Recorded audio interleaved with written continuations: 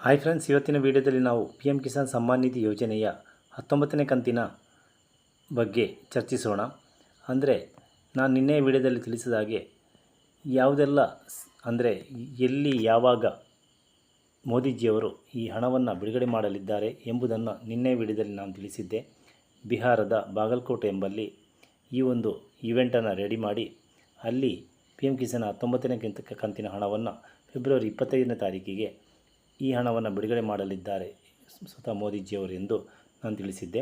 ಅದರ ಬಗ್ಗೆ ಯಾವುದೆಲ್ಲ ಸಿದ್ಧತೆಗಳು ನಡೀತಾ ಇವೆ ಮತ್ತು ನಮ್ಮ ಈ ಪಿ ಎಂ ಕಿಸಾನ್ನ ವೆಬ್ಸೈಟಲ್ಲಿ ಏನೆಲ್ಲ ಚೇಂಜಸ್ಗಳು ಕಾಣಸಿಗುತ್ತವೆ ಎಂಬುದರ ಬಗ್ಗೆ ಇವತ್ತಿನ ವಿಡಿಯೋದಲ್ಲಿ ನಾವು ಚರ್ಚಿಸೋಣ.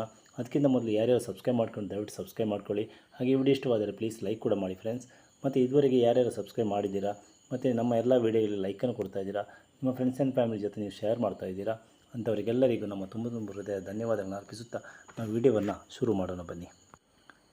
ಬಿಹಾರದ ಬಾಗಲಕೋಟೆ ಎಂಬಲ್ಲಿ ಕೇಂದ್ರ ಕೃಷಿ ಸಚಿವರಾದಂತಹ ಶಿವರಾಜ್ ಚೌಹಾಣ್ ಅವರು ಈ ಒಂದು ಯೋಜನೆಯ ಸಿದ್ಧತೆಗಳನ್ನು ನಡೆಸಲಿಕ್ಕೋಸ್ಕರ ಫೆಬ್ರವರಿ 24ನೇ ತಾರೀಕಿನಂದು ಅಲ್ಲಿಗೆ ಆಗಮಿಸಲಿದ್ದಾರೆ.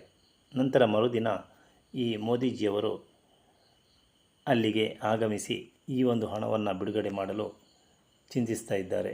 ಅಂದರೆ ಈ ಒಂದು ಪ್ರಕ್ರಿಯೆಗಳು ನಡೆಯುತ್ತಾ ಇವೆ. ಈ 19ನೇ ಕಂತಿನ ಹಣವು ಎಷ್ಟು ನಮ್ಮ ಅಕೌಂಟಿಗೆ ಬರಲಿದೆ ಎಂಬುದನ್ನು ತಿಳಿಯುವುದಕ್ಕಿಂತ ಮೊದಲು ನಾವೊಮ್ಮೆ ಸ್ಟೇಟಸನ್ನು ಚೆಕ್ ಮಾಡುವ ಒಂದು ವಿಧಾನವನ್ನು ತೋರಿಸೋಣ. ಅಂದರೆ ಅಲ್ಲಿ ಸ್ಟೇಟಸಲ್ಲಿ ಯಾವ ಚೇಂಜಸ್ ನಿಮಗೆ ಕಾಣಸಿಗಲಿದೆ ಎಂಬುದರ ಬಗ್ಗೆ ತಿಳಿಯೋಣ ಬನ್ನಿ. ನೀವು ನಿಮ್ಮ ಗೂಗಲನ್ನು ಓಪನ್ ಮಾಡಿ pmkisan.in ಸೈಟಿಗೆ ಹೋಗಿ ನಂತರ ನಿಮ್ಮ ಮೊಬೈಲ್ ನಂಬರನ್ನು ಒತ್ತಿ ಅಲ್ಲಿ OTP ಪಡೆದು ಕ್ಯಾಪ್ಚಾ ಕೋಡನ್ನು ಒತ್ತಿ ನೋ ಯುವರ್ ಸ್ಟೇಟಸ್ ಎಂಬುದನ್ನು ಕ್ಲಿಕ್ ಮಾಡಿ. ನಂತರ ಅಲ್ಲಿ ನಿಮ್ಮ ರಿಜಿಸ್ಟ್ರೇಷನ್ ನಂಬರನ್ನು ಕೇಳುತ್ತದೆ.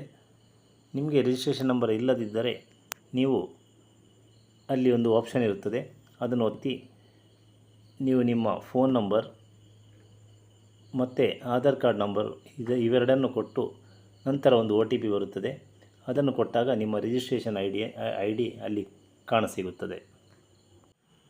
ಆಗ ಅಲ್ಲಿ ಒಂದು ಪೇಜ್ ಓಪನ್ ಆಗುತ್ತದೆ. ಅದರಲ್ಲಿ ನಿಮ್ಮ ಪರ್ಸನಲ್ ಇನ್ಫಾರ್ಮೇಷನ್ ಕಾಣಸಿಗುತ್ತದೆ. ಅದನ್ನೆಲ್ಲ ಕರೆಕ್ಟಾಗಿದೆ ಎಂದು ನೋಡಿ ನೀವು ಸ್ಕ್ರಾಲ್ ಮಾಡ್ತಾ ಕೆಳಗೆ ಹೋಗುವಾಗ ನಿಮ್ಮ ಎಲಿಜಿಬಿಲಿಟಿ ಸ್ಟೇಟಸನ್ನು ನೀವು ಚೆಕ್ ಮಾಡಬೇಕು. ಅಲ್ಲಿ ನಿಮಗೆ ಕಾಣಸಿಗುವುದು ಮೊದಲಿಗೆ ಆಧಾರ್ ಸೀಡಿಂಗ್ ಮತ್ತು ಬ್ಯಾಂಕ್ ಸೀಡಿಂಗ್ ಮತ್ತು ನಿಮ್ಮ ಆಧಾರ್ ಕಾರ್ಡ್ ಲಿಂಕ್ ಆಗಿದೆಯಾ ಎಂಬುದನ್ನು ತೋರಿಸ್ತದೆ. ಇವು ಮೂರು ಕೂಡ ಎಸ್ ಇರಬೇಕು. ಆದರೆ ಮಾತ್ರ ನಿಮಗೆ 19ನೇ ಕಂತಿನ ಹಣವು ಬರಲು ಸಾಧ್ಯ. ಅಂದರೆ KYC ಆಗಿದೆಯಾ ಮತ್ತು ಆಧಾರ್ ಸೀಡಿಂಗ್ ಆಗಿದೆಯಾ, ಬ್ಯಾಂಕ್ ಸೀಡಿಂಗ್ ಆಗಿದೆಯಾ, ಇವು ಮೂರು ಎಸ್ ಅಂತ ಇರಬೇಕು. ಆದರೆ ಮಾತ್ರ ನಿಮಗೆ 19ನೇ ಕಂತಿನ ಹಣ ಬರಲು ಸಾಧ್ಯ. ಇವೆಲ್ಲ ಓಕೆ ಎಸ್ ಇದ್ದರೆ ನಂತರ ನೀವು ಲೇಟೆಸ್ಟ್ ಪೇಮೆಂಟ್ ಡೀಟೇಲ್ಸ್ ಅಂತ ಒಂದು ಬರುತ್ತದೆ. ಅದನ್ನು ನೀವು ಒತ್ತಿದಾಗ ನಿಮ್ಮ ಪೇಮೆಂಟ್ ಸ್ಟೇಟಸ್ ಅಲ್ಲಿ ಕಾಣಸಿಗುತ್ತದೆ. ಅದನ್ನು ಕರೆಕ್ಟಾಗಿ ಚೆಕ್ ಮಾಡಿ. ಅದರಲ್ಲಿ waiting for approval by state ಅಂತ ಒಂದು ಮೆಸೇಜ್ ಬಂದಿರುತ್ತದೆ. ಆ ಮೆಸೇಜ್ ನಿಮಗೆ ಬಂದಿದ್ದರೆ ನೀವು ಏನು ಭಯಪಡಬೇಕಾದ ಅಗತ್ಯವಿಲ್ಲ. ಅಂದರೆ ನಿಮಗೆ ನಾಡ್ದು ಫೆಬ್ರವರಿ 25ನೇ ತಾರೀಕಿಗೆ ನಿಮಗೆ ಈ 19ನೇ ಕಂತು ಹಣ ಬಂದು ಸೇರಲಿದೆ ಎಂದು ಅರ್ಥ. ಈಗ ನಾವು ಸ್ಟೇಟಸನ್ನು ಚೆಕ್ ಮಾಡುವಾಗ ಹೆಚ್ಚಿನವರಿಗೆ ಬರೋ ಒಂದು ಪ್ರಾಬ್ಲಮ್ ಅಂದರೆ FTO ನೋ ಅಂತ ಬಂದಿರುತ್ತದೆ. ಅಂದರೆ ವೇಟಿಂಗ್ ಫಾರ್ ಅಪ್ರೂವಲ್ ಅಂತ ಬೈ ಸ್ಟೇಟಸ್ ಅಂತ ಒಂದು ಸೈಡ್ ಇದೆ, ಇನ್ನೊಂದು ಸೈಡ್ FTO ನೋ ಅಂತ ಇದೆ. ಆದರೆ ನೀವು ಭಯಪಡಬೇಕಾದ ಅಗತ್ಯವಿಲ್ಲ. ಅದು ಸ್ವಲ್ಪ ದಿನದಲ್ಲಿ ಸರಿಯಾಗುತ್ತದೆ. ಅಂದರೆ ಸ್ಟೇಟಿಂದ ನಿಮಗೆ ಅಪ್ರೂವಲ್ ಸಿಕ್ಕಿದ ಕೂಡಲೇ ನಿಮ್ಮ FTO ಎಸ್ ಅಂತ ಬರುತ್ತದೆ. ನಂತರ FTO ಎಸ್ ಅಂತ ಬಂದ ನಂತರ ನಿಮಗೆ ಬರುವುದು ನಿಮ್ಮ ಡೀಟೇಲ್ಸ್. ಅಂದರೆ ನಿಮ್ಮ ಬ್ಯಾಂಕ್ ಯಾವುದು, ಅಂದರೆ ಯಾವ ಬ್ಯಾಂಕಿಗೆ ಈ ಹಣವನ್ನು ಸೆಂಡ್ ಮಾಡ್ತಾರೆ, ಮತ್ತು UTR ನಂಬರ್ ಕಳಿಸ್ತಾರೆ. ಅಂದರೆ ಈ ಬ್ಯಾಂಕಿಗೆ, ಈ ಖಾತೆಗೆ ನಮ್ಮ ಈ ಒಂದು ಪಿ ಎಂ ಕಿಸಾನ್ 19ನೇ ಕಂತಿನ ಹಣವನ್ನು ನಾವು ಸೆಂಡ್ ಮಾಡಿದ್ದೇವೆ ಎಂದು UTR ಮೆಸೇಜ್ ಬರುತ್ತದೆ. ಮಾತ್ರ ಅದು ಬರುವುದಕ್ಕಿಂತ ಮೊದಲು ಈ ಒಂದು waiting for approval by state ಅಂತ ಆ ಮೆಸೇಜ್ ಅಂದರೆ FTO ಎಸ್ ಅಂತ ಬರಬೇಕು. ಈ ರೀತಿ ನೀವು ಮನೆಯಲ್ಲೇ ಕುಳಿತುಕೊಂಡು ನಿಮ್ಮ ಮೊಬೈಲ್ನಿಂದಲೇ ನಿಮ್ಮ ಎಲಿಜಿಬಿಲಿಟಿ ಸ್ಟೇಟಸನ್ನು ಚೆಕ್ ಮಾಡ್ಬೋದು. ಓಕೆ, ಈಗ ನಾವೆಲ್ಲರೂ ಸ್ಟೇಟಸನ್ನು ಚೆಕ್ ಮಾಡಿ ಆಯಿತು, ಎಲಿಜಿಬಿಲಿಟಿ ಚೆಕ್ ಆಯಿತು. ಆದರೆ ಹಣ ಯಾವಾಗ ಬರುವುದು ಎಂಬ ಕುತೂಹಲ ಎಲ್ಲರಲ್ಲಿ ಇದ್ದೇ ಇರುತ್ತದೆ. ಆದರೆ ಇದು ಬರಬೇಕಾದ್ರೆ ಪಿ ಎಮ್ ಕಿಸಾನ್ ವೆಬ್ಸೈಟಲ್ಲಿ ನಮಗೆ 18ನೇ ಕಂತಿನಲ್ಲಿ ಯಾವ ರೀತಿ ಒಂದು ಮೆಸೇಜ್ ಶೋ ಆಗ್ತಾಯಿತ್ತು ನೋಡಿದ್ದೀರಾ? ಅಂದರೆ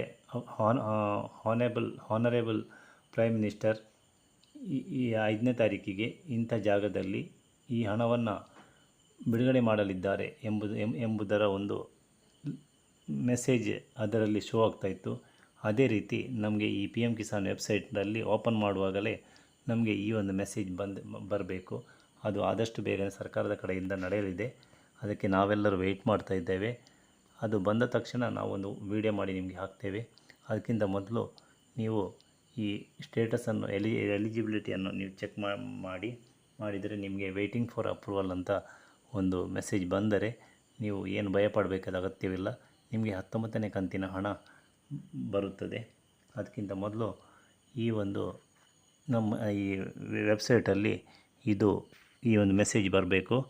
ಅಂದರೆ ಈ ಪ್ರೈಮ್ ಮಿನಿಸ್ಟರ್ ಇಂಥ ಜಾಗದಲ್ಲಿ ಈ ಒಂದು ಹಣವನ್ನು ಬಿಡುಗಡೆ ಮಾಡಲಿದ್ದಾರೆ ಎಂದು ಒಂದು ಮೆಸೇಜ್ ಬರುತ್ತದೆ. ಆ ಮೆಸೇಜ್ ಬಂದ ತಕ್ಷಣ ನಮಗೆ ಪ್ರಿಪೇರ್ ಆಗ್ಬೋದು. ನಮಗೆ ಇಂಥ ತಾರೀಕಿಗೆ ಈ ಹಣವು ನಮ್ಮ ಖಾತೆಗೆ ಸೇರಲಿದೆ ಎಂದು ಅರ್ಥ. ನಿಮ್ಮ KYC ಕರೆಕ್ಟಾಗಿದೆಯಾ, ಮತ್ತು ಆಧಾರ್ ಸೀಡಿಂಗ್ ಕರೆಕ್ಟಾಗಿದೆಯಾ, ಮತ್ತು ಬ್ಯಾಂಕ್ ಸೀಡಿಂಗನ್ನು ಕರೆಕ್ಟಾಗಿ ಇಟ್ಟುಕೊಂಡಿದ್ದೀರಾ, ಮತ್ತು ನೀವು ಪೋಸ್ಟ್ ಆಫೀಸಲ್ಲಿ ಬ್ಯಾಂಕ್ ಅಕೌಂಟನ್ನು ಅಂದರೆ ಇಂಡಿಯನ್ ಪೇಮೆಂಟ್ ಬ್ಯಾಂಕಲ್ಲಿ ನೀವು ಅಕೌಂಟನ್ನು ಓಪನ್ ಮಾಡಿದ್ದೀರಾ, ಮತ್ತು ಕಿಸಾನ್ ಕಾರ್ಡನ್ನು ಈಗಾಗಲೇ ನೀವೆಲ್ಲರೂ ಮಾಡಿಟ್ಟಿರ್ತೀರಿ. ಅದು ಕಂಪಲ್ಸರಿಯಾಗಿ ಬೇಕಂತೆ. ಈ 19ನೇ ಕಂತಿನ ಹಣ ಬರಬೇಕಾದರೆ ಇವೆಲ್ಲವೂ ಕರೆಕ್ಟಾಗಿದ್ದರೆ ಮಾತ್ರ ನಿಮಗೆ ಈ 19ನೇ ಕಂತಿನ ಹಣ ಬರಲು ಸಾಧ್ಯ. ಅಂದರೆ ಈ ಸಲ ಏನು ಮಾಡ್ತಾರೆ ಗೊತ್ತಿಲ್ಲ. ನಮ್ಮ ಈ ರೈತರ ಕೋರಿಕೆಗೆ ಸರ್ಕಾರವು ರೆಡಿ ಆಗುತ್ತಾ, ಅಂದರೆ ಈ ಹಣವನ್ನು ಡಬಲ್ ಮಾಡಿ ಕೊಡ್ತಾರಾ ಎಂಬುದರ ಬಗ್ಗೆ ಯಾವ ಮಾಹಿತಿಯೂ ಇಲ್ಲ. ಆದರೆ 2,000 ಬದಲು 3,000 ಬರುವ ಸಾಧ್ಯತೆ ಇದೆಯಂತೆ. ಅದಕ್ಕೆ ಇಡೀ ದೇಶವೇ ಕಾಯ್ತಾ ಇದೆ. ಈ 19ನೇ ಕಂತಿನ ಹಣದಲ್ಲಿ ತುಂಬ ಬದಲಾವಣೆಯನ್ನು ಸರ್ಕಾರವು ತರಲಿದೆ. ಆದ್ದರಿಂದ ನಾವೆಲ್ಲರೂ ಈ ಹಣಕ್ಕಾಗಿ ಕಾಯೋಣ. ಯಾರ್ಯಾರ್ದು 17, 18ನೇ ಕಂತಿನ ಹಣ ಬರಲಿಲ್ಲ ಅಂಥವರಿಗೆ ಕೂಡ ಈ ಸಲ ನೀವು ಕಿಸಾನ್ ಕಾರ್ಡನ್ನು ಮಾಡಿದ್ದರೆ ನಿಮಗೆ ಈ 17, 18ನೇ ಕಂತಿನ ಹಣ ಕೂಡ ಇದರೊಟ್ಟಿಗೆ ಬರುವ ಸಾಧ್ಯತೆ ಇದೆಯಂತೆ. ಆದ್ದರಿಂದ ಎಲ್ಲರೂ ಆದಷ್ಟು ಬೇಗನೆ ಕಿಸಾನ್ ಕಾರ್ಡನ್ನು ರೆಡಿಯಾಗಿ ಮಾಡಿಕೊಳ್ಳಿ. ಇನ್ನೂ ಕೂಡ ನೀವು ಯಾರ್ಯಾರು ಸ್ಟೇಟಸನ್ನು ಚೆಕ್ ಮಾಡಿಲ್ಲವೋ ಅಂಥವರೆಲ್ಲರೂ ಒಮ್ಮೆ ಸ್ಟೇಟಸನ್ನು ಚೆಕ್ ಮಾಡಿ. ನಿಮಗೆ ಮನೆಯಲ್ಲೇ ಕುಳಿತು ನಿಮ್ಮ ಮೊಬೈಲಲ್ಲೇ ಚೆಕ್ ಮಾಡಲು ಪ್ರಾಬ್ಲಮ್ ಆಗ್ತಾ ಇದ್ದರೆ ಹತ್ತಿರದ CSC ಸೆಂಟ್ರಿಗೋ ಅಥವಾ ಕೃಷಿ ಇಲಾಖೆಗೆ ಹೋಗಿ ನೀವು ಅದನ್ನು ಚೆಕ್ ಮಾಡ್ಬೋದು. ಈ ವಿಡಿಯೋ ಇಷ್ಟವಾದರೆ ಪ್ಲೀಸ್ ಲೈಕ್ ಮಾಡಿ, ಶೇರ್ ಮಾಡಿ ಮತ್ತು ಸಬ್ಸ್ಕ್ರೈಬ್ ಕೂಡ ಮಾಡಿ friends. Thank you. Bye. See you.